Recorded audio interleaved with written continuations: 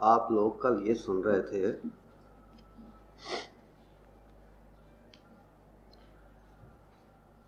ज्ञानेश्वर महाराज के अंतर से जैसे भाव प्रस्फुटित होते हैं,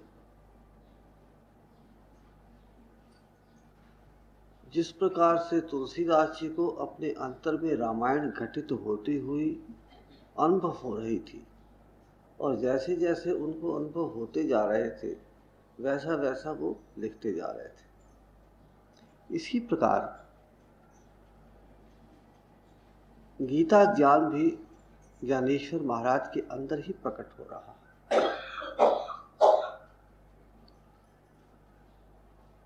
व्यास जी ने जो गीता लिखी है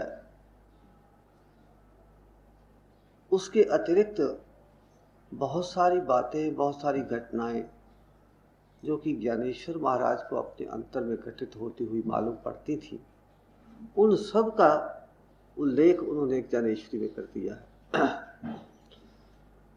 तो अपने आप उनके अंतर से प्रश्न उदय होता है। अर्जुन के रूप में उनके चित्त के अंदर प्रश्न प्रकट होता है और कृष्ण के रूप में उस अर्जुन के प्रश्न का उत्तर भी ज्ञानेश्वर महाराज के अंतर से ही प्रस्फुटित होता है। तो ज्ञानेश्वर महाराज के चित्त के अंदर एक प्रश्न उपस्थित हुआ, अर्थात वो जो दृश्य था अर्जुन और कृष्ण रूपी संवाद का, उसका उल्लेख करते हुए वो लिखते हैं, उस समय संजय ने धृतराष्ट्र से कहा, अर्जुन वास्तव में निर्बल गुणों की दैवी संपत्ति से मंडित है, क्योंकि परमात्मा श्री कृष्ण उसके साथ अत्यंत प्रेम से बातें कर रहे हैं।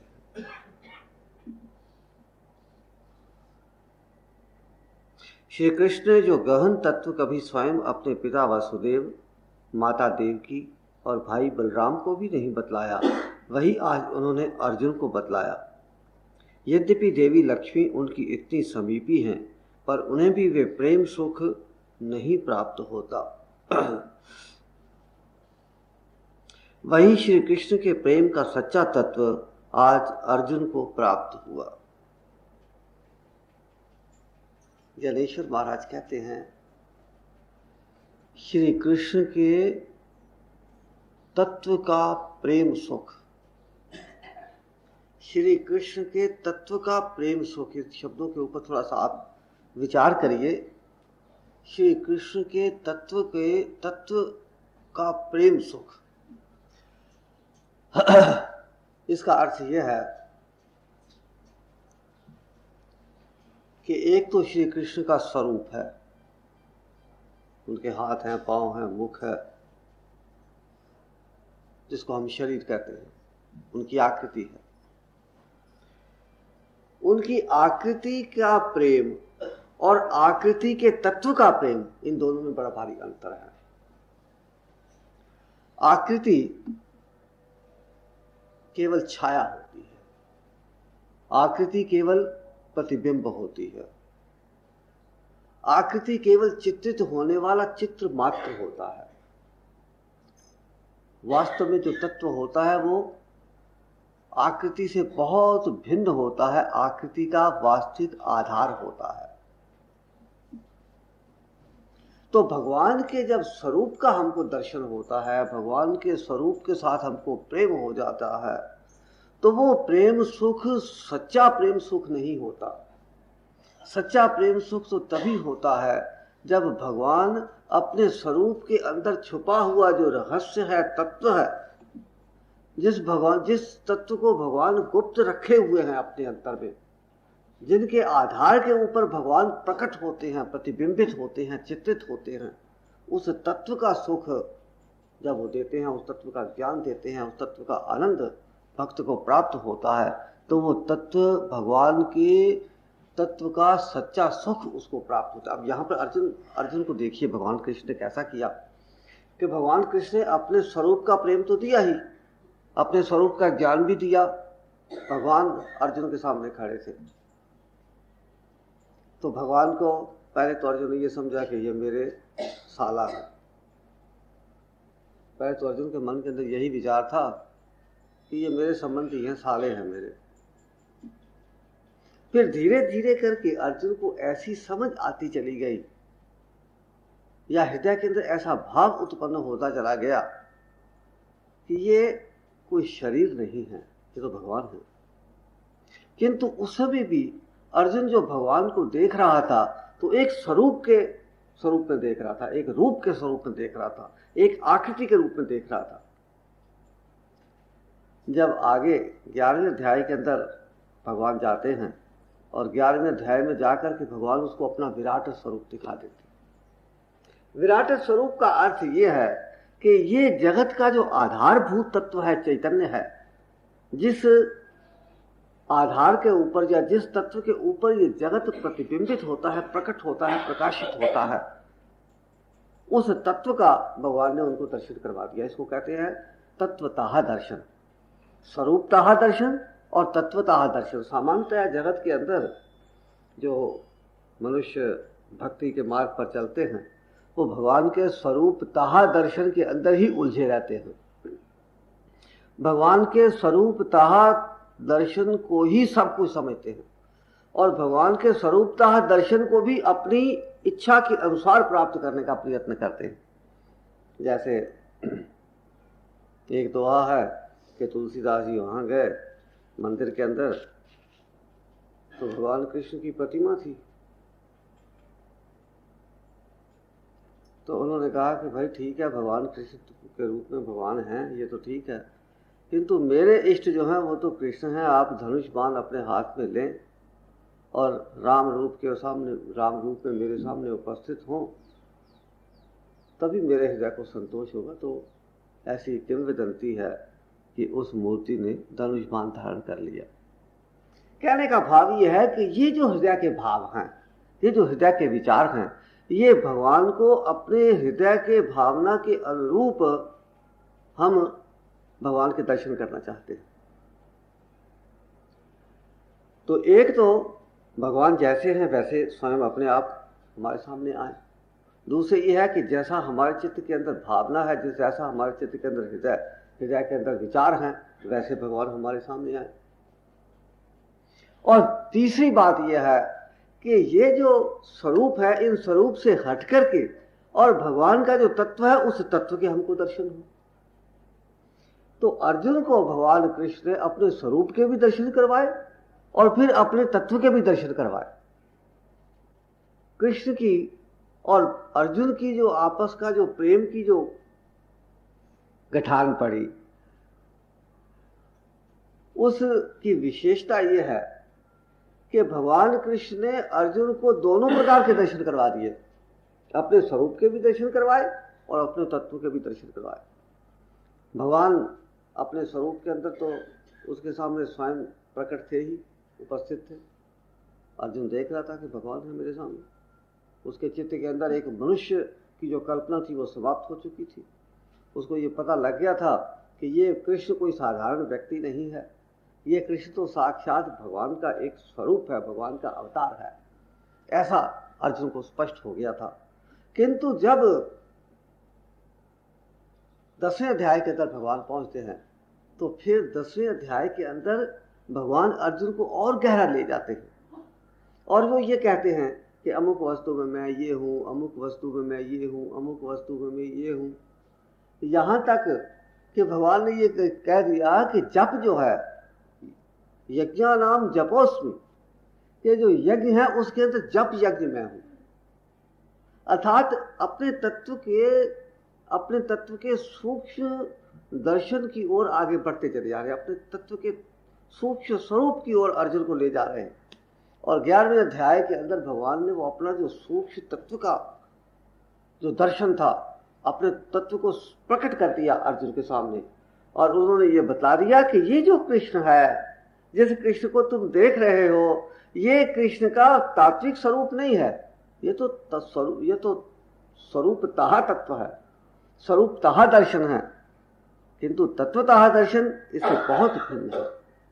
और जो तत्व होता है उसी के अंदर जब स्पंदन होता चला जाता है, चैतन्य के अंदर जब स्पंदन होता चला जाता है, विभिन्न प्रकार की आकृतियां, विभिन्न प्रकार के नाम उसके पढ़ते चले जाते हैं। जब चैतन्य तत्व के अंदर स्पंदन होता है तो कहीं तो पहाड़ का रूप ले लेता है और पहाड़ उसका नाम हो जाता है पर्वत, कहीं समुद्र उसका रूप हो जाता है, उसका नाम पड़ जाता है समुद्र। वही चैतन्य कहीं सूर्य बन जाता है, कहीं चंद्रमा बन जाता है, कहीं कोई लोक बन जाता है, कहीं कोई ब्रह्मांड बन जाता है, कहीं कुछ, और फिर कहीं कोई जीव बन जाता है, कोई प्राणी बन जाता है, कोई पशु अथवा पक्षी बन जाता है। अर्थात वो है सब चैतन्य का ही कार्य। चैतन्य ही विभिन्न प्रकार की आकृतियां धारण करता चला जाता है, और ये जो आकृतियां होती हैं वो सब क्षणिक होती हैं। अर्थात भगवान कृष्ण भी यदि इस जगत के अंदर आते हैं, या राम इस जगत के अंदर आते हैं, या और कोई रूप धारण करके भगवान भी इस जगत के अंदर आते हैं, तो उनको भी एक दिन अपना बोरिया बिस्तरा बांध करके जगत से जाना पड़ता है। भगवान भी प्रकट रूप में इस जगत के अंदर स्थिर नहीं रह सकते। ये जो नाम रूपात्मक स्वरूप है जगत का, ये अस्थिर है। जिस प्रकार से आप जगत के अंदर प्रकट हुए, आपको एक दिन अदृश्य हो जाना पड़ेगा। भगवान भी एक दिन प्रकट होते हैं, भगवान को भी एक दिन अदृश्य हो जाना पड़ता है। तो भगवान में और आप में अंतर क्या हुआ? यदि इस पर विचार करके देखा जाए, तत्व की दृष्टि से विचार करके देखा जाए, तो कोई अंतर नहीं। क्योंकि आप भी प्रकट होते हैं, भगवान भी प्रकट होते हैं। आप भी अदृश्य हो जाते हैं, भगवान भी अदृश्य हो जाते हैं। आप भी किसी सीमा के लिए, किसी समय के लिए इस जगत के अंदर है, भगवान भी समय के अंदर के लिए, समय के लिए ही इस जगत के अंदर है। बाकी रही बात, आप कह सकते हो कि भगवान के प्रति जब हम भावना रखते हैं मन के अंदर, तो भगवान हमको कई प्रकार के दर्शन देते हैं, भगवान हमारे कई प्रकार के काम करते हैं। तो यदि आप किसी भी व्यक्ति विशेष के ऊपर आपकी श्रद्धा स्थिर हो जाए, आप उसकी भक्ति करने लग जाओ, तो व्यक्ति भी आपको कई प्रकार के दर्शन देता है और कई प्रकार के आपके कार्य, आपकी कामनाएं पूरी करता है। तो कहने का भाव यह है कि वही तत्व जो कि भगवान जिसको हम मानते हैं, या भगवान के बारे में हम जिसके बारे में हम कल्पना करते हैं, उसमें और आप लोगों में, एक पशु और पक्षी में, एक जगत के पत्थर में, एक जगत के पेड़ में और पौधे में, और सूर्य और चंद्र और तारे और यथार्थ जगत की जितनी भी वस्तुएं हैं, सब भगवान की शक्ति का ही प्रकटता स्वरूप है। सारा जगत भगवान की शक्ति के स्पंदन के कारण ही अस्तित्व में आता है, और शक्ति के स्पंदन से ही जब तक वो स्पंदन उस रूप में रहता है, स्थिर रहता है। और जब भगवान की शक्ति के अंदर स्पंदन दूसरा रूप धारण करके बदल जाता है, तो वो जो आकृति हमको दिखाई दे रही होती है, वो अदृश्य हो जाती है। अब जिसको भगवान की इस स्वरूप के दर्शन होते हैं, वो तो सौभाग्यशाली है ही। यदि आपको ये पता लग जाए कि ये व्यक्ति जो है ये भगवान है, ये प्रतिमा जो है ये भगवान है, ये पशु अथवा पक्षी अथवा कुछ भी वस्तु विशेष भगवान है, वो तो सौभाग्यशाली है ही। किंतु वास्तव सौभाग्यशाली वो व्यक्ति होता है जिसको स्वरूपतः दर्शन के साथ साथ तत्वतः दर्शन भी प्राप्त होते हैं। तो कई भक्त ऐसे हो गए जिनको तत्वतः दर्शन हुए, स्वरूप के दर्शन नहीं हुए। कई भक्त ऐसे हैं जिनको स्वरूप के दर्शन हुए, तत्व के दर्शन नहीं हुए। किंतु अर्जुन एक ऐसा भक्त था जिसको स्वरूप के भी दर्शन हुए और तत्व के भी दर्शन हुए। इसीलिए ज्ञानेश्वर महाराज अपने इस प्रकार से विचार व्यक्त करते हैं, अथवा ऐसी भावना ज्ञानेश्वर महाराज के चित्त के अंदर प्रकट होती है। वो कहते हैं, श्री कृष्ण के प्रेम का सच्चा तत्व आज अर्जुन को प्राप्त हुआ है। यही अर्जुन के प्रेम की विशेषता है। जहां पर उनके समक्ष अर्जुन स्वरूप में खड़े थे, वहीं पर उनके समक्ष एक दिन भगवान कृष्ण तत्व के रूप में भी खड़े थे। उनको ये सारा जगत केवल मात्र प्रतिबिंब दिखाई दे रहा था। ये जो युद्ध है और युद्ध के जो पात्र हैं सब उनको एक प्रतिबिंब दिखाई दिए। जब तक अर्जुन को विराट रूप नहीं दिखाई दिया भगवान ने, अर्जुन के चित्त के अंदर की शंकाएं समाप्त नहीं हुई। जब तक भगवान ने अर्जुन को ऐसा अनुभव नहीं करवा दिया तब तक अर्जुन के चित्त की शंकाएं समाप्त नहीं हुई। कहने का भाव यह है कि जब तक आप पठन पाठन करते रहते हैं, जब तक आप प्रवचन श्रवण करते रहते हैं, सत्संग करते रहते हैं, आपको स्वरूप के दर्शन भी नहीं होते। यदि आप अपने मन के अंदर एक ऐसी भावना करके और किसी वस्तु अथवा पदार्थ के अंदर स्वरूप की कल्पना कर लेते हैं और आपको उस स्वरूप के अंदर भगवान के दर्शन होने लग जाते हैं तो भी तत्व के दर्शन नहीं होते। तत्व के दर्शन तो तभी होते हैं जब भगवान अपने सारे आवरण उतार देते हैं। भगवान ने जो कुछ भी रूप प्रतिबिंब, जो कुछ भी आकार धारण किया है उस आकार को एक तरफ हटा देते हैं और उस आकार के नीचे जो तत्व है जिसके अंदर की परिवर्तन होने से वो आकार भगवान के अंदर दिखाई देता है, उस तत्व के, उस रहस्य के जब भगवान दर्शन करवा देते हैं भक्त को, उसको अनुभव करवा देते हैं, तब उसको तत्वतः दर्शन कहा जाता है।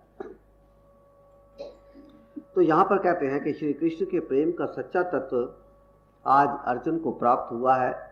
सनकादिक योगियों को इस बात की बहुत बड़ी आशा थी कि ईश्वरीय प्रेम पूर्ण रूप से हम ही लोगों को प्राप्त होगा, पर उन्हें भी वैसी सफलता नहीं प्राप्त हुई। सनक सनातन सनंदन संत कुमार बहुत बड़े योगी माने जाते हैं। शास्त्रों के अंदर तो उनका बड़ा आदर है, बड़ा सम्मान है। ज्ञान के और भक्ति के वो साक्षात स्वरूप समझे जाते हैं। किंतु जो सफलता अर्जुन को प्राप्त हुई है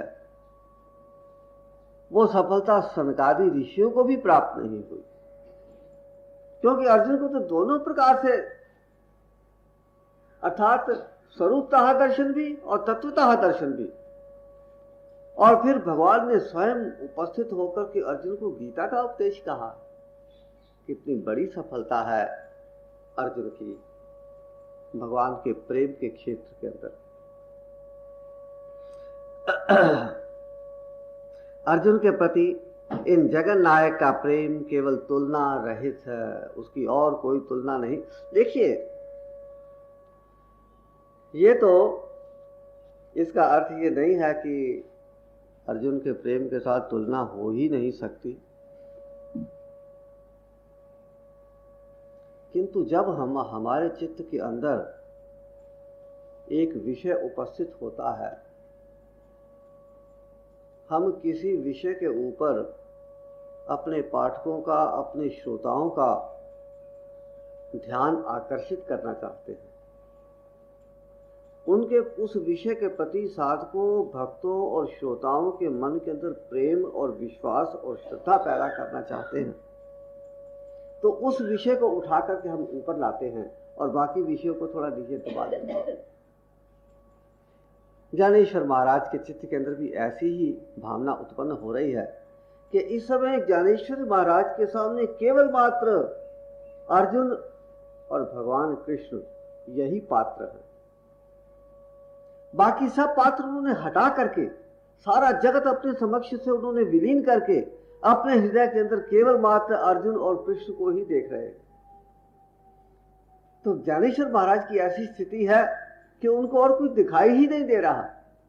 चित्त की ऐसी एकाग्र अवस्था है, उनके चित्त की एक ऐसी विचित्र सी अवस्था है कि उनके अंदर, अपने चित्त के अंदर उनको अर्जुन और कृष्ण के अतिरिक्त जगत के अंदर और कुछ दिखाई ही नहीं दे रहा। तो जब भगवान कृष्ण और अर्जुन और उनका आपस का संवाद और उनका एक दूसरे के प्रति प्रेम और इसके अतिरिक्त ज्ञानेश्वर महाराज को और कुछ दिखाई ही नहीं दे रहा, तो फिर उसकी तुलना कहां से होगी? तुलना तो तब होती है जब हमको सारा जगत दिखाई दे रहा है और एक बात है, एक वस्तु हमको सुंदर दिखाई देती है तो कोई कहता है कि भाई ये वस्तु तो सुंदर है ही, किंतु ये देखो ये भी इतनी ही सुंदर है, कि हाँ हाँ भैया ये भी तो इतनी ही सुंदर है, नहीं नहीं ये इतनी सुंदर नहीं है जितनी ये सुंदर है। तो वहां पर तुलना का विषय, तुलना की अवस्था प्राप्त हो जाती। किंतु जब आपको जगत के अंदर कोई दिखाई ही नहीं देता, तो ज्ञानेश्वर महाराज अपनी सारी वृत्तियों को, मन को, बुद्धि को, इंद्रियों को, प्राणों को, सबको इकट्ठा करके और सबको एकाग्र करके अंतर्मुखी होकर के अपने चित्त के अंदर केवल मात्र भगवान कृष्ण और अर्जुन को देख रहे हैं। और आगे जाकर के कहेंगे, बतलाएंगे हम लोगों को कि अर्जुन और कृष्ण भी एक ही हैं, वो दो नहीं हैं, लेकिन आगे चल करके बतलाएंगे। अभी आप उनके चित्त की एक ऐसी अवस्था देखिए कि जिस अवस्था के अंदर ज्ञानेश्वर महाराज को और कुछ दिखाई ही नहीं दे रहा, सारा जगत उनकी दृष्टि से सामने से विलीन हो गया है। जिस प्रकार अर्जुन के चित्त की स्थिति हुई थी कि अर्जुन का चित्त सारे जगत से, नाम रूपात्मक जगत से हट करके इस जगत का जो आधारभूत तत्व चैतन्य है उसके ऊपर स्थिर हो गया था। ये सारा नाम रूपात्मक जगत गौण, कौरव और पांडव सब गौण, समाप्त, ना कोई युद्ध क्षेत्र, ना कुछ नहीं, केवल मात्र भगवान का तत्व उसके समक्ष था। एक ऐसी अवस्था अर्जुन के चित्त की आई थी 11वें अध्याय के अंदर जाकर के। और वैसी ही अवस्था यहां पर ज्ञानेश्वर महाराज की भी है। ज्ञानेश्वर महाराज को भी और कुछ दिखाई नहीं दे रहा, केवल भगवान कृष्ण और अर्जुन दिखाई दे रहे हैं। भगवान कृष्ण गीता का उपदेश कर रहे हैं, अर्जुन एकाग्र चित्त होकर के भगवान कृष्ण के उपदेश को ग्रहण कर रहे हैं। बीच बीच में भगवान कृष्ण के उपदेश के संबंध में अर्जुन के चित्त में जो भी शंकाएं उपस्थित होती हैं वो ज्ञानेश्वर महाराज के हृदय के अंदर, देखिए यहां पर जो भगवान कृष्ण और अर्जुन हैं वो ज्ञानेश्वर महाराज के हृदय में हैं, अर्थात अपने से बाहर अर्जुन और कृष्ण की कल्पना नहीं की जा रही। यहां पर अर्जुन और कृष्ण को अपने हृदय के अंदर अनुभव किया जा रहा है। यहां पर अपनी बहिर्मुखी वृत्तियों को हटा करके अंतर्मुखी किया है। ज्ञानेश्वर महाराज की और हम लोगों की में यही अंतर है कि हम लोग जब गीता का पाठ करते हैं, गीता के ऊपर प्रवचन श्रवण करते हैं, तो अर्जुन और कृष्ण को अपने से बाहर कल्पना करके उनको बाहर देखने का प्रयत्न करते हैं। ज्ञानेश्वर महाराज अपने चित्त की सारी वृत्तियों को एकाग्र करके अपने अंतर में, अपने हृदय के अंदर भगवान कृष्ण और अर्जुन को उपदेश करते हुए और उपदेश ग्रहण करते हुए दिखाई दे रहे हैं। ये बड़ा भारी अंतर है। और जब अर्जुन के चित्त के अंदर कोई प्रश्न उपस्थित होता है तो अर्जुन ज्ञानेश्वर महाराज के चित्त के अंदर है, इसलिए अर्जुन के चित्त के अंदर का जो प्रश्न है वो ज्ञानेश्वर महाराज के चित्त के अंदर ही उपस्थित होता है, क्योंकि अर्जुन स्वयं ज्ञानेश्वर महाराज के चित्त में है और जो भगवान कृष्ण उसको उपदेश करते हैं वो भी ज्ञानेश्वर महाराज के चित्त के अंदर से ही प्रकट होता है। इसलिए वो जो प्रश्न का उत्तर आता है वो भी ज्ञानेश्वर महाराज के हृदय के अंदर से ही प्रकट होता है। तो ये इस अंतर को जब तक हम नहीं समझेंगे कि गीता ज्ञान हो रहा है, हम प्रवचन सुन रहे हैं, घर से हम चले, कहाँ जा रहे हैं, नारायण कुटी जा रहे हैं, कहाँ, वहां पर ज्ञानेश्वरी के ऊपर प्रवचन होगा। अर्थात सबसे पहले तो हमने ये कल्पना की अपने घर से बाहर नारायण कुटी के अंदर कहीं पर ज्ञानेश्वरी का, गीता का प्रवचन होगा, और यहाँ पर आए, यहाँ आकर के अपने आंखें बंद करके बैठ गए कि हमारे से बाहर महाराज बैठ करके हमको ज्ञानेश्वरी का उपदेश कर रहे हैं। और फिर महाराज भी अपनी वृत्ति को पुस्तक के ऊपर जमाए हुए हैं। देखिए बाहर कितने कितने चलते चले जा रहे हैं। पहले तो आप अपने घर से चले, घर से चल के यहाँ आकर के बैठ गए, यहाँ आकर के कहा कि महाराज हमको सुना रहे हैं। फिर जो महाराज हैं वो भी अपनी वृत्ति को पुस्तक के ऊपर केंद्रित करके और आप लोगों को, अभी भगवान कृष्ण और अर्जुन कहाँ बीच में आते हैं? भगवान कृष्ण और अर्जुन तो यहाँ आते ही नहीं। ये तो ज्ञानेश्वरी का प्रवचन चल रहा है और आप श्रवण कर रहे हैं, किंतु ज्ञानेश्वर महाराज की जो स्थिति थी वो इससे बहुत भिन्न थी। ज्ञानेश्वर महाराज को कहीं आने जाने की आवश्यकता नहीं थी, ज्ञानेश्वर महाराज को किसी प्रवचनकार के पास जाने की आवश्यकता नहीं थी, उनको किसी पोथी और पत्रे की आवश्यकता नहीं थी। ज्ञानेश्वर महाराज तो केवल अपने ध्यान में बैठे हैं और भगवान कृष्ण और अर्जुन उनके हृदय के अंदर, उनके चित्त में विराजमान, प्रकट और प्रत्यक्ष हैं। और उनके हृदय के अंदर गीता का ज्ञान भगवान कृष्ण अर्जुन को सुना रहे हैं। और उस ज्ञान को, उस गीता ज्ञान को, गीता रूपी अमृत को ज्ञानेश्वर महाराज अपने हृदय के अंदर पान कर रहे हैं। इसलिए यहां पर उसकी तुलना करने का तो प्रश्न पैदा ही नहीं होता। तुलना तो तब हो जब ये जगत दिखाई दे, किंतु ज्ञानेश्वर महाराज को जगत कहां दिखाई दे रहा है। इसी प्रकार से अर्जुन को भी जब भगवान कृष्ण ने अपना विराट रूप दिखाया, तो हम ऐसी कल्पना करते हैं कि भगवान कृष्ण अर्जुन के सामने खड़े हो गए। किंतु यदि गीता को आप ध्यान से देखें और समझें और पढ़ने का प्रयत्न करें, तो उस समय अर्जुन अपने ध्यान के अंदर अवस्थित हो गया। भगवान कृष्ण ने अर्जुन को जो दिव्य चक्षु दिए थे, वो दिव्य चक्षु, ये जो स्थूल चक्षु हैं, ये तो स्थूल ही हैं, ये तो नाशवान हैं। दिव्य चक्षु इन स्थूल नेत्रों से भिन्न है। और वो जो स्थूल चक्षु है वो आंतरिक ज्ञान चक्षु हैं। अब आंतरिक ज्ञान चक्षुओं से जब अर्जुन ने अपने हृदय के अंदर देखा, अपने चित्त के अंदर देखा, तो अर्जुन को अपने चित्त के अंदर विराट रूप के दर्शन हुए। अर्जुन को विराट रूप का दर्शन अपने समक्ष स्थूल नेत्रों से बाहर जगत के अंदर नहीं हुआ। अर्जुन को अपने हृदय के अंदर, अपने चित्त के अंदर दिव्य चक्षुओं से, अर्थात आंतरिक ज्ञान चक्षु अर्जुन के खुल गए। और अर्जुन ने ज्ञान चक्षु से अपने हृदय के अंदर जब देखा, तो उन्होंने देखा कि ये सारा जगत जो है ये तो बिल्कुल बेकार है, सारा जगत तो केवल मात्र प्रतिबिंब है, छाया है, ये तो परिवर्तनशील है। और जो तत्व है, जिसके तत्व के अंदर के स्पंदन होता है, और स्पंदन हो करके और नाना नाम रूपात्मक जगत उपस्थित हो जाता है। ये जो जगत हमको दिखाई देता है, ये वास्तव में उस शक्ति के अंदर की स्पंदन की ये लीला मात्र है। इसके अंदर कोई अस्तित्व तो है ही नहीं। ये जितने भी जीव, पशु, पक्षी इत्यादि हैं, जो भी ब्रह्मांड है, सूर्य, चंद्र, तारे इत्यादि जो कुछ भी हमको दिखाई देते हैं, वास्तव के अंदर, वास्तव में ये स्पंदन, चैतन्य के अंदर स्पंदन मात्र है और कुछ है ही नहीं। इस बात की जो प्रत्यक्ष अनुभूति है कि ईश्वरीय शक्ति के स्पंदन होने पर ही ये जो बहुत बड़ा जगत है विराट, जिसका कि कोई आदि और अंत ही नहीं, जिसका कोई आर पार ही नहीं, ऊपर चले जाओ तो ऊपर इसका कोई अंत नहीं, नीचे चले जाओ, दाएं बाएं आगे पीछे कहीं भी चले जाओ, इस जगत का कोई अंत है ही नहीं। ऐसा जो विशालतम विराटतम जगत है, जिससे बड़ा कुछ और कल्पना ही नहीं हम कर सकते, इतना विराट स्वरूप केवल मात्र भगवान की चैतन्य शक्ति के अंदर स्पंदन करने से उत्पन्न होता है। तो वास्तव में ऐसी अनुभूति अर्जुन को जब अपने हृदय के अंदर हुई, जब ऐसी अनुभूति अर्जुन को अपने चित्त के अंदर घटित हुई, प्रत्यक्ष अनुभव हुई, और उसके ऊपर उसका चित्त एकाग्र हो गया, तो सारे जगत की तुलना समाप्त हो गई। यहां पर ज्ञानेश्वर महाराज को आप अर्जुन का साक्षात अवतार गिन सकते हैं। अर्थात अर्जुन ही गीता श्रवण करने के लिए ज्ञानेश्वर के रूप में अवतरित हुए।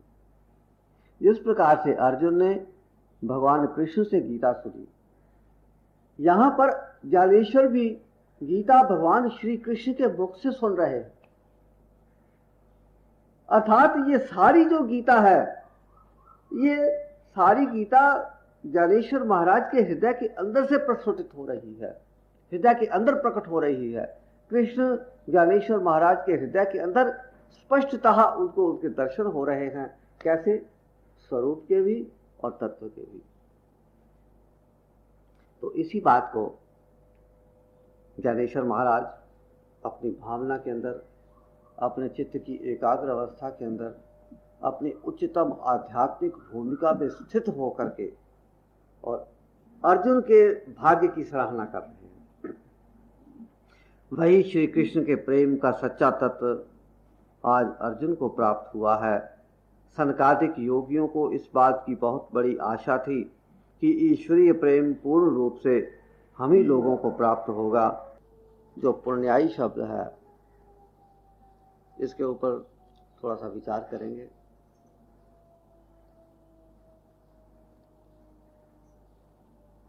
पुण्याई का अर्थ सामान्यतः ऐसा समझा जाता है कि प्रारब्ध का अच्छा होना और बुरा होना, शुभ होना और अशुभ होना। किसी के शुभ प्रारब्ध है तो उसको शुभ फल की प्राप्ति होती है, और किसी का अशुभ प्रारब्ध है तो उसको अशुभ फल की प्राप्ति होती है। ये शुभ और अशुभ, ये पाप और पुण्य, ये अच्छा और बुरा, ये सब जगत की अपेक्षा से है। अर्थात अच्छा और बुरा ये सब जगत के अंदर है। ये शुभ और अशुभ जगत का अंग है। जगत के अंदर कोई, हम कहते हैं कि ये तो कार्य शुभ है, ये कार्य शुभ है। यदि तत्व की दृष्टि से देखा जाए तो दोनों कार्य अशुभ हैं, दोनों कार्यों का कोई महत्व नहीं। और यदि आप जगत के अंदर शुभ और अशुभ की कल्पना करते हैं तो इसका अर्थ यही है कि आप जगत को महत्व देते हैं। जगत के अंदर शुभ और अशुभ होता है। अध्यात्म दृष्टि के अंदर जब आप चलते हैं, अध्यात्मता के अंदर जब आप आगे बढ़ते हैं तो आपको शुभ और अशुभ इन दोनों बातों से ऊपर उठ करके अपने चित्त की स्थिति बनानी पड़ती है। यहां पर अर्जुन की जो पुण्याई है वो जगत की शुभ और अशुभ, पाप और पुण्य से अलग पुण्याई है।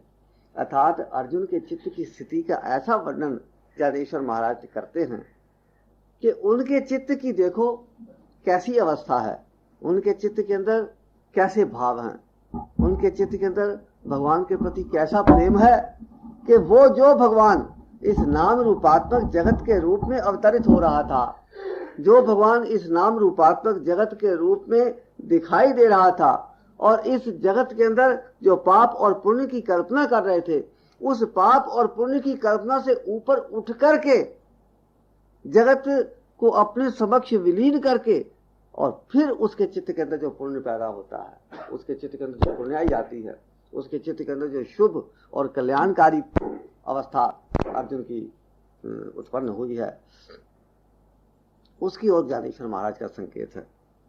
तो यहां पर पुण्याई का शब्द पाप और पुण्य की अपेक्षा से नहीं है, क्योंकि सामान्यतया जब हम पुण्य की कल्पना करते हैं तो हमारे सामने पाप होता है। पाप की अपेक्षा से पुण्य का महत्व है, किंतु यहां पर जो अर्जुन का जो चित्त है उसके अंदर जगत का पाप और पुण्य दोनों पाप हैं। जगत का पाप और पुण्य दोनों से ऊपर उठना है। जगत के पाप और पुण्य को दोनों को नीचे जगत के अंदर ही छोड़ करके, जगत के जब जगत विलीन हो जाता है तो जगत के अंदर के पाप और पुण्य भी विलीन हो जाते हैं। तो इस प्रकार से अर्जुन के चित्त की स्थिति ऐसी थी कि जगत के पाप और पुण्य से अतीत अवस्था के अंदर वो शुभ, वो कल्याणकारी, वो मंगलकारी अवस्था अर्जुन के चित्त के अंदर पैदा हुई थी। तो ज्ञानेश्वर महाराज को कुछ ऐसा दिखाई दिया कि अर्जुन की भी कैसी पुण्याई है कि इसके लिए प्रत्यक्ष निराकार परमेश्वर साकार रूप धारण कर अवतरित हुए।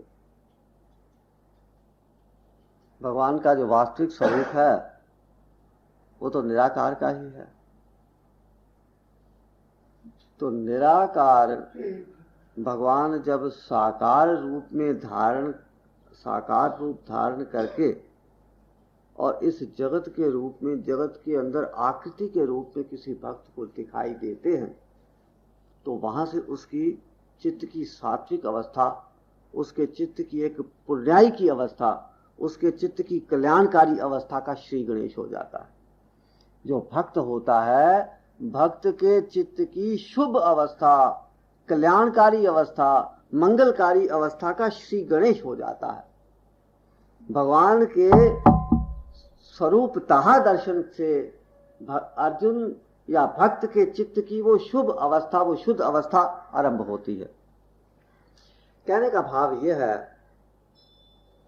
कि ये सारा जगत है, जगत के अंदर भावना की बात है।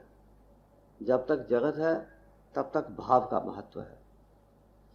हम एक पत्थर की प्रतिमा स्थापित करते हैं और भगवान की प्रतिमा, पत्थर की प्रतिमा स्थापित करके और उसमें भगवान की कल्पना करके और प्राण प्रतिष्ठा करके और उसको भगवान मान करके और उसके सामने नतमस्तक होना शुरू कर देते हैं। जो पत्थर हजारों वर्षों से पहाड़ के अंदर दबा हुआ पड़ा हुआ था, उस पत्थर की ओर किसी का ध्यान नहीं गया, उस पत्थर को किसी ने भगवान नहीं माना और वो पत्थर आकर के वहां से उठा करके उसको लाद करके और मंदिर के सामने ला करके उसको बाहर पटक दिया, गाड़ी से उठा करके उसको नीचे धकेल दिया मजदूरों ने। और वो फिर भी पत्थर ही मानते रहे, उसको भगवान नहीं माना। और फिर जो कलाकार था, जो मूर्तिकार था, उसने छैनी थोड़ा लेकर के और उसके ऊपर से आवरण उतारना शुरू किया। जो प्रतिमा पत्थर के अंदर अदृश्य थी, जो प्रतिमा के पत्थर के अंदर दबी हुई थी, उस प्रतिमा के ऊपर से उसने उसको काट करके उसके ऊपर से आवरण उतारना शुरू किया और उसको एक आकृति प्रदान कर दी। अब आकृति जो है वो तो पत्थर के अंदर पहले से थी, वो कहीं बाहर से लाकर के उसने पत्थर के अंदर भगवान को नहीं डाला, बल्कि पत्थर के अंदर जो भगवान अदृश्य थे, छुपे हुए थे, उसके ऊपर से उसने मूर्तिकार ने उसका आवरण उतार दिया और आवरण उतार करके उसको भगवान का एक सुंदर रूप दे दिया और उस सुंदर रूप को उठा करके हमने मंदिर के अंदर स्थापित कर दिया और मंदिर के अंदर स्थापित करके भगवान की कल्पना करके और उसके अंदर प्राण प्रतिष्ठा करके और उसकी हमने पूजा शुरू कर दी, उसके सामने नतमस्तक होना शुरू कर दिया, वो भगवान हो गए। भाई कल तक जो पत्थर था वो आज भगवान कैसे हो गया? भावना के परिवर्तन से। आपकी भावना बदल गई है और भावना के ऊपर आपको स्वरूप के दर्शन होते हैं, यह आपकी भावना है। अर्जुन को भी भगवान कृष्ण तो वही थे जो भगवान कृष्ण को कि अर्जुन अपना साला मानता था, अपना संबंधी मानता था, किंतु उसके प्रति जब अर्जुन के चित्त की भावना बदल गई तो उसको भगवान दिखाई देने लगे। अर्थात जगत के अंदर जहां भी आपके चित्त के अंदर की भावना बदल जाती है, कोई आपको किसी को गुरु समझने लगते हैं, भाई वो व्यक्ति तो पहले भी था, जब आप उसको गुरु नहीं समझते थे, अब आप एकदम भावना आपकी बदली, आप उसको गुरु समझने लग गए। किसी व्यक्ति को आप बहुत बुरा समझने लग जाते हो, आपके चित्त की भावना बदल जाती है, उस व्यक्ति को आप बहुत बुरा समझते हो। आपके चित्त की भावना बदल जाती है, किसी व्यक्ति को आप बहुत बुरा अच्छा समझने लगते हो। आपकी भावना वैसी हो जाती है तो किसी व्यक्ति को आप पूज्य समझने लगते हो, गुरु समझने लगा रहे, वो तो बहुत अच्छा व्यक्ति है, वो तो बहुत ज्ञानी है, बहुत बड़ा योग है, बहुत भगवान का बहुत भक्त है। आपकी हृदय की भावना बदल जाती। तो अर्जुन की भी जब हृदय की भावना बदली तो वही कृष्ण, जिस कृष्ण को कि अपना संबंधी समझता था, उसको भगवान दिखाई देने लग गए। लेकिन वो जो भगवान दिखाई दिए वो केवल स्वरूप के भगवान थे। यदि अर्जुन की भावना आपके बारे में ऐसी हो जाए तो आप अर्जुन को भगवान दिखाई देने लग जाते। यदि अर्जुन की जहां भी जिस भी वस्तु पदार्थ प्राणी दृश्य अर्थात जिस भी व्यक्ति जिस भी वस्तु पदार्थ इत्यादि के प्रति मनुष्य की भावना बदल जाती है, वो उसको भगवान दिखाई देने लग जाता है। तो ये सारा जगत ही भगवान का प्रकट स्वरूप है, ये सारा जगत ही भगवान का विराट स्वरूप है। किंतु ये सारा जगत भगवान का विराट स्वरूप देखने के लिए पहले किसी एक वस्तु के अंदर, किसी एक पदार्थ के अंदर, किसी एक प्राणी के अंदर भगवान की भावना करनी पड़ती है और भावना करके बार बार उस भावना को बढ़ाना पड़ता है, जप के द्वारा, कीर्तन के द्वारा, अपने चिंतन मनन के द्वारा, पठन पाठन के द्वारा, कीर्तन के द्वारा अपनी भावना को धीरे धीरे करके मनुष्य को बढ़ाना पड़ता है। और जब किसी एक वस्तु अथवा पदार्थ अथवा प्राणी के प्रति मनुष्य के चित्त के अंदर की भावना भगवान की हो जाती है तो वो उसको भगवान दिखाई देने लगता है और फिर वही भावना धीरे धीरे करके सारे जगत के अंदर उसकी फैल जाती है, तो ये सारा जगत जो है उसको भगवान का विराट रूप दिखाई देने लगता है। किंतु सारा जगत भगवान का विराट रूप दिखाई देने से पूर्व उसको भगवान के तत्व के दर्शन होना आवश्यक है, क्योंकि भगवान के तत्व के दर्शन हुए बिना, भगवान के तत्व के साथ संपर्क प्रत्यक्ष अनुभूति हुए बिना ये सारा जगत भगवान का विराट स्वरूप दिखाई नहीं दे सकता। भगवान के तत्व के दर्शन सबसे पहले भक्त के हृदय में होते हैं। भगवान के भक्त के हृदय में पहले तो भगवान के स्वरूप के दर्शन होते हैं और फिर अपने हृदय के अंदर भगवान के तत्व के दर्शन होते हैं। और भगवान के तत्व के दर्शन अपने हृदय में करने के उपरांत उसी तत्व को बाहर जगत के अंदर सर्वव्यापक अनुभव करता है। और जिस तत्व को बाहर जगत के अंदर सर्वव्यापक अनुभव करता है उसी तत्व का ये बाह्य प्रकटीकरण मात्र ये जगत होता है, अर्थात और जगत कुछ नहीं। इस बात को प्रत्यक्ष अनुभव करना कि ये सारा जगत भगवान ही फैले हुए हैं, भगवान के अतिरिक्त जगत के अंदर और कुछ है ही नहीं। जो कुछ भी है, जो कुछ भी है, ये केवल मात्र दिखाई देता है, ये केवल मात्र आभासित है, ये केवल मात्र चैतन्य के अंदर स्पंदन होने के कारण ये आकृतियां बनती चली जाती हैं, बिगड़ती चली जाती हैं, परिवर्तन होते रहते हैं। ये सारा जगत ही मिथ्या है, ये सारा जगत परिवर्तनशील है, किंतु जो तत्व स्पंदित होकर के इस नाम रूपात्मक जगत के रूप में दिखाई देता है वो तत्व अपरिवर्तनीय है। उस तत्व के अंदर दर्शन नहीं होता, उस तत्व के अंदर परिवर्तन नहीं होता। परिवर्तन उसके अंदर स्पंदन होने के कारण आकृतियां बनती चली जाती हैं। जिस प्रकार से आप समुद्र के किनारे जाते हैं और समुद्र के जल के अंदर लहरें उठती हैं, अब वो लहरें विभिन्न प्रकार की आकृतियां धारण करके आपके सामने आती चली जाती हैं। जल के अंदर स्पंदन नहीं होता, जल के अंदर परिवर्तन नहीं होता, परिवर्तन उसके लहर के अंदर होता है। अर्थात जब जल स्पंदित होता है, जल आंदोलित होता है, तो जल लहरों के रूप में दिखाई देता है और लहरों का जो स्वरूप है वो बदलता चला जाता है, प्रति क्षण लहर का रूप बदल रहा है। इसी प्रकार ये जगत भी परमात्मा की चैतन्य शक्ति रूपी जल के अंदर ये स्पंदन है और उस स्पंदन से ये सारा जगत प्रत्यक्ष अनुभव होता है। और इस नाम रूपात्मक जगत के अंदर जो व्यक्ति उलझ जाता है उसके सामने से जल और समुद्र तो अदृश्य हो जाता है और लहरें रह जाती हैं। फिर कहते हैं कि ये जगत सारा मिथ्या है, किंतु चित्त की स्थिति ऐसी हो जाती है कि इस नाम रूपात्मक मिथ्या जगत से जीव हट ही नहीं पाता। जीव ऐसा आसक्त हो जाता है, ऐसा बंध जाता है इन लहरों के साथ, इस दिखाई देने वाली नाम रूपात्मक आकृतियों के साथ, कि इन आकृतियों को छोड़ ही नहीं पाता। आकृतियां ऐसी उसके हृदय के अंदर बैठ जाती हैं कि फिर वो कितना भी प्रयत्न करे इनको अपने हृदय में से बाहर निकालने का, किंतु इनको अपने हृदय में से वो बाहर निकाल ही नहीं पाता। जीव बंध जाता है इनके साथ। तो अर्जुन की यही विशेषता थी कि भगवान कृष्ण अर्जुन के समक्ष प्रकट होते हैं। भगवान कृष्ण अर्थात निराकार ब्रह्म, निराकार ब्रह्म जो कि इस जगत के रूप में हमारे समक्ष आता है, वही निराकार ब्रह्म कृष्ण का रूप धारण करके अर्जुन के समक्ष आए और कृष्ण के अर्जुन के हृदय के अंदर उन्होंने परिवर्तन करके हृदय के अंदर कृष्ण स्वरूप के अंदर प्रकट हुए।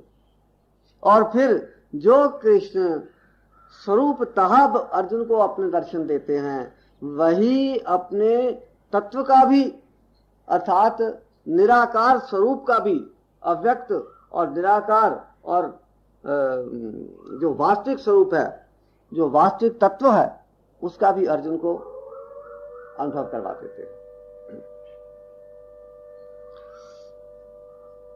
अर्जुन इसके लिए प्रत्यक्ष निराकार परमेश्वर साकार रूप धारण करके अवतरित हुए। अब ये अवतरण का जो प्रश्न है ना, ऊपर से नीचे उतरना, अब आध्यात्मिक दृष्टि से देखा जाए तो ऊपर और नीचे कुछ है ही नहीं।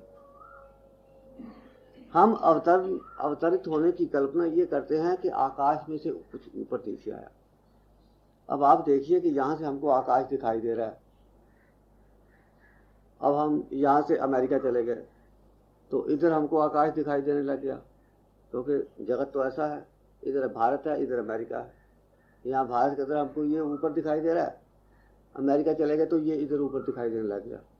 अब हम नीचे ऑस्ट्रेलिया में चले गए तो यहाँ पर हमको ऊपर दिखाई देने लग गया, और हम ऊपर जाके कनाडा के अंदर चले गए तो यहाँ हमको इधर ऊपर दिखाई देने लग गया। अर्थात ये ऊपर और नीचे की जो कल्पना है, ये कल्पना जगत की अपेक्षा से है। जब हम अध्यात्म की दृष्टि से देखते हैं तो ऊपर और नीचे का जो अर्थ है वो ये है कि सूक्ष्म तत्व से स्थूल तत्व की ओर आना, अर्थात सूक्ष्म स्तर ऊपर है और स्थूल स्तर नीचे है। जितना वो स्थूल होता चला जाता है अर्थात वो नीचे नीचे आता चला जाता है, और जितना सूक्ष्म होता चला जाता है उतना वो ऊपर उठता चला जाता है। अर्थात वैसे तो ना कोई ऊपर है ना कोई नीचे है, ऊपर और नीचे की कल्पना अध्यात्म के अंदर है ही नहीं। तो ऊपर और नीचे की आध्यात्मिक कल्पना के अंदर ऊपर का अर्थ है सूक्ष्म और नीचे का अर्थ है स्थूल। जितना सूक्ष्म होता चला जाएगा उतना ऊपर उठता जाएगा, जितना स्थूल होता जाएगा उतना नीचे उतरता जाएगा। तो जब भगवान अवतरित होते हैं अर्थात अत्यंत सूक्ष्माति सूक्ष्म ब्रह्म तत्व जो है वो स्थूल तत्व के अंदर भगवान कृष्ण के स्वरूप के अंदर प्रत्यक्ष और कृष्ण के रूप के अंदर अर्जुन के सामने स्पष्ट हो जाते हैं, प्रकट हो जाते हैं। तो ये जो परिवर्तन है ये हृदय का परिवर्तन है। हृदय ही इस जगत को नाम रूपात्मक जगत के रूप में देखता है। जब हृदय परिवर्तित हो जाता है, भाव परिवर्तित हो जाता है, अंतःचक्षु खुल जाते हैं, तो यही जगत भगवान के चैतन्य स्वरूप के भगवान के चैतन्य शक्ति के अंदर स्पंदन होने पर जो नाम रूपात्मक जगत हमारे समक्ष उपस्थित होता है, ये जगत गौण हो जाता है और चैतन्य मुख्य हो जाता है। इसके साथ ही आज के सत्संग का समय समाप्त हुआ। आज के सत्संग को यहीं विराम देता हूँ। कल फिर 6:30 बजे हम एकत्रित होंगे और ज्ञानेश्वरी महाराज ज्ञानेश्वरी के आनंद उठाएंगे। हरिओम तत्सत। श्री गुरु महाराज की जय। नमः पार्वती पतये। हर हर महादेव।